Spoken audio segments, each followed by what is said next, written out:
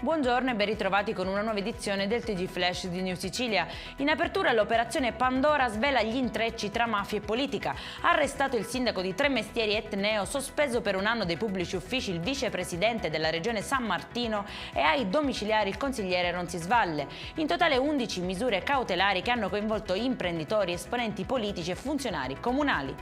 E ancora sempre sul tema, dopo il polverone sollevato dall'operazione odierna, secondo le prime indiscrezioni il presidente della regione siciliana Schifani assumerà a interim le deleghe dell'assessore regionale San Martino. Notte di terrore al CEP di Palermo per un rider e 3 suoi amici colpiti con pugni, calci e colpi di casco da un branco di giovani. Gli aggressori si sono scagliati anche contro l'auto e hanno spaccato il lunotto posteriore. Il motivo dell'inaudita violenza sarebbe il rifiuto del rider di essere pagato con soldi falsi.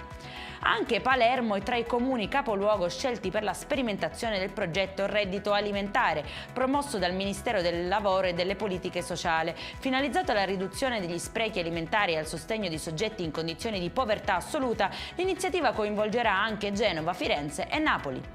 A Paternò è in corso una gara di solidarietà per dare la possibilità a Denise, una 28enne affetta da leucemia, di affrontare un costosissimo trapianto di midollo negli Stati Uniti o in Israele. Fino ad ora sono stati raccolti oltre 10.000 euro.